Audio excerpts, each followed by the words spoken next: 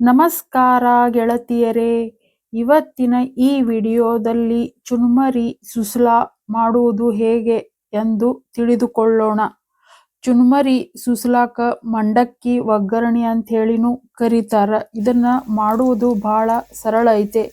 ಇದೊಂದು ಜನಪ್ರಿಯ ಉಪಹಾರ ಆಗಿದ್ದು ಇದನ್ನ ನಮ್ಮ ಉತ್ತರ ಕರ್ನಾಟಕ ಭಾಗದಾಗ ಹೆಚ್ಚು ತಯಾರು ಮಾಡ್ತಾರ.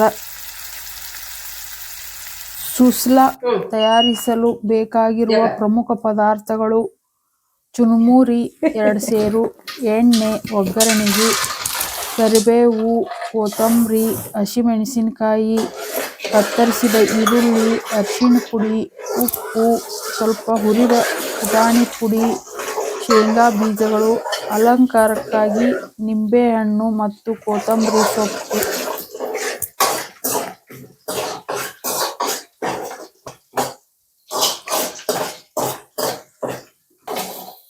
ಚುರುಮುರಿ ಸುಸ್ಲಾ ತಯಾರಿಸುವ ವಿಧಾನ: ಮೊದಲು ಚುರುಮುರಿಯನ್ನು ನೀರಿನಲ್ಲಿ ತೊಳೆದು ಹಿಂಡಿ ಇಟ್ಟುಕೊಳ್ಳಬೇಕು. ನಂತರ ಒಗ್ಗರಣೆಗೆ ಎಣ್ಣೆ ಕಾಯಲು ಇಟ್ಟು ಅದರಲ್ಲಿ ಸಾಸಿವೆ, ಜೀರಿಗೆ, ಕರಿಬೇವು, ಹೆಚ್ಚಿದ ಈರುಳ್ಳಿ ಹಾಕಿ ಚೆನ್ನಾಗಿ ತಿರುವಬೇಕು.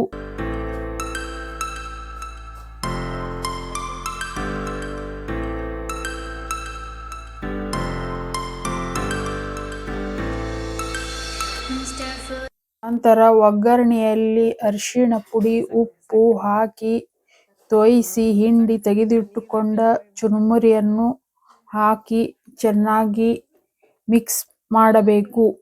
ನಂತರ ಎಲ್ಲವೂ ಮಿಕ್ಸ್ ಆದ ಮೇಲೆ ನಿಂಬೆಹಣ್ಣು ಹಿಂಡಿ ಕೊತ್ತಂಬರಿ ಸೊಪ್ಪನ್ನು ಅಲಂಕಾರಕ್ಕಾಗಿ ಹಾಕಿ ಬಡಿಸಬೇಕು.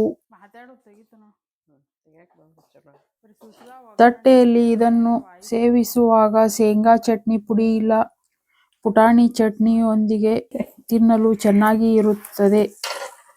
ಇದನ್ನು ಹೆಚ್ಚಾಗಿ ಚಹಾ ಸಮಯದಲ್ಲಿ ತಿಂಡಿ ಅಥವಾ ಉಪಹಾರ ಆಗಿ ನೀಡಲಾಗುತ್ತದೆ. ಸಾಮಾನ್ಯವಾಗಿ ಮಿರ್ಚಿ ಬಜ್ಜಿಯೊಂದಿಗೆ ಇದನ್ನು ಹೆಚ್ಚಾಗಿ ತಿನ್ನುತ್ತಾರೆ.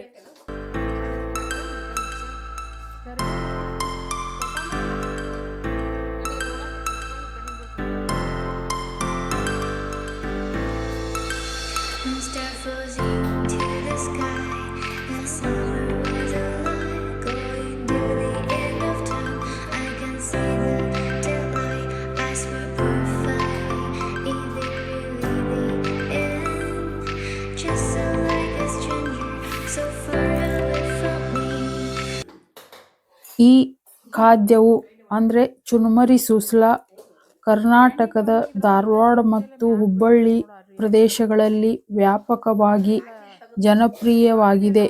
ಇಲ್ಲಿ ಪ್ರತಿಯೊಬ್ಬರ ಮನೆಯಲ್ಲಿಯೂ ಚುರುಮುರಿ ಸುಸ್ಲಾ ತಯಾರು ಮಾಡೇ ಮಾಡ್ತಾರೆ. ಚುರುಮುರಿ ಸುಸ್ಲಾ ಇದು ಅತ್ಯಂತ ಕಡಿಮೆ ಕ್ಯಾಲರಿ ಹೊಂದಿದ ಆಹಾರ ಪದಾರ್ಥವಾಗಿದ್ದು ಯಾವುದೇ ವಯಸ್ಸಿನವರು ಇದನ್ನು ಸೇವಿಸಬಹುದಾಗಿದೆ. ಇದು ಹೊಟ್ಟೆಗೂ ಅತ್ಯಂತ ಆರಾಮದಾಯಕವಾದ ತಿಂಡಿಯಾಗಿದೆ.